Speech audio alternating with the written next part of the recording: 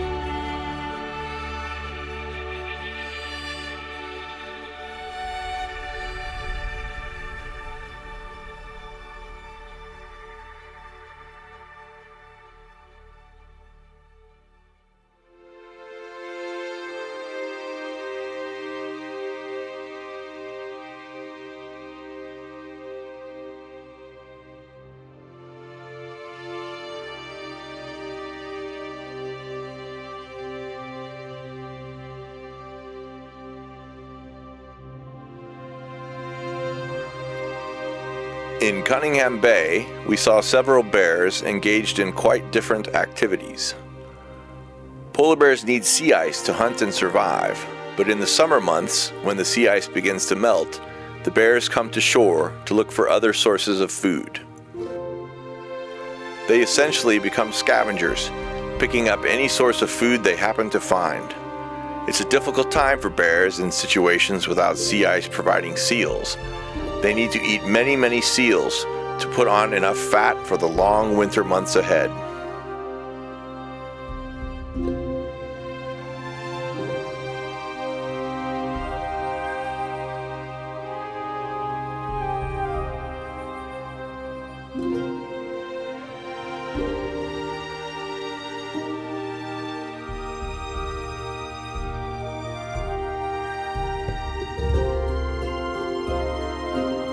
In this case, we saw them feeding on several different beluga carcasses.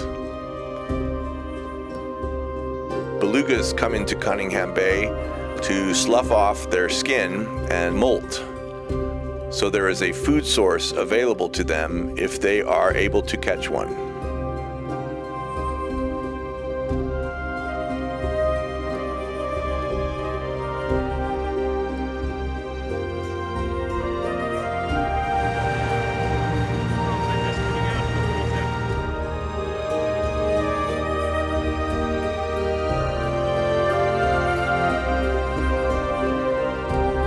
Toward the end of our time in the Zodiacs, we were fortunate enough to see a mother and two cubs swimming in the bay, diving down, getting some vertebrae from dead beluga from before, playing with them, chewing on them, and generally looking quite cute.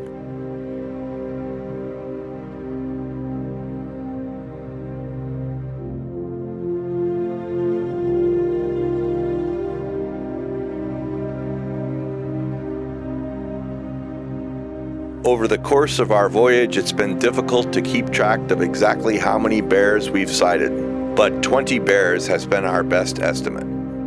It's a privilege to watch these incredible animals in such a stark landscape.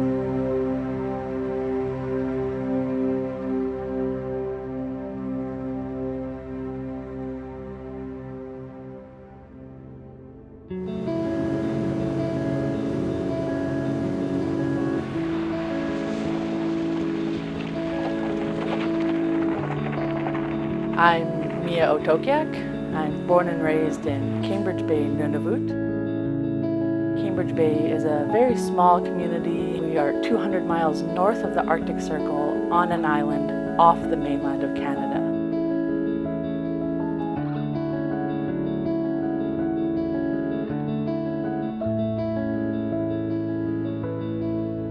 Cambridge Bay is inhabited by Inuit, so I'm an Inuk, and we're an Inuit community. Inuit were very nomadic. We moved around, we moved with the seasons, we moved with the migration of the animals, so we lived and moved all across, and that's how we survived as a people. And so about 75 years ago or so, the actual community of Cambridge Bay was made, and we were settled into a community. We're about 2,000 people, and we're just growing. Part of the tour that was in Cambridge Bay was the CHARS, the Canadian High Arctic Research Station.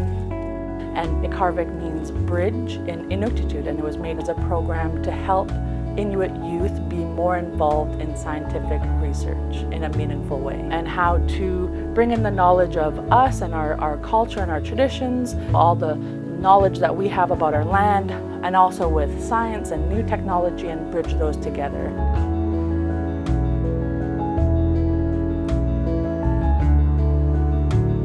Ikarvik was created in Nunavut for Nunavut youth, but now it's been over 10 years and we've expanded all across Canada.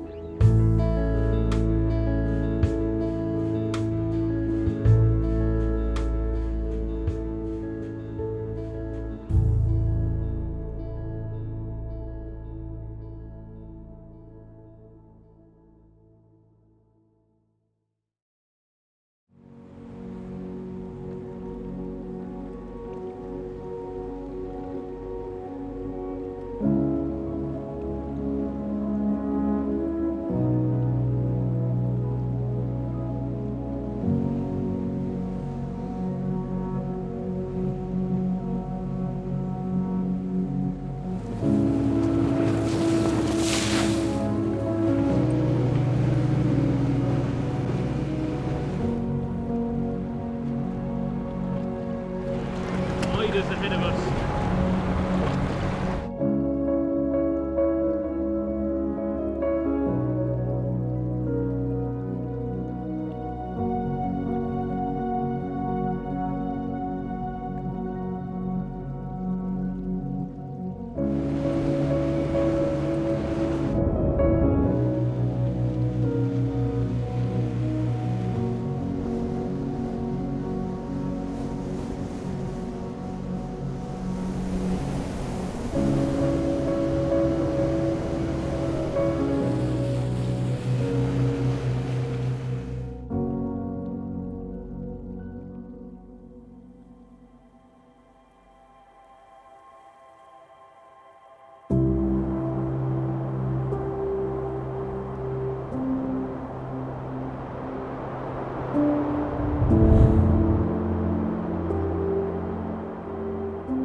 Good afternoon. Today we're here on Little Edinburgh Island, just off the south coast of Victoria Island, and somewhat surprisingly we're finding ourselves in this lush little high Arctic oasis with old growth forest, or the Arctic equivalent of old growth forest. These are small species of Arctic willow trees, and they look small, they are small, but each of them, if we were to cut the stems, cut the equivalent of their trunks and look at the tree rings, we would find that each of these little plants, probably hundreds of years old, very, very slow growing in this harsh environment. Most of the high Arctic, we're in the polar tundra sort of area, it's very, very harsh for plants, and we have in our other landings on the Northwest Passage not really found that much plant growth. So this is just beautiful.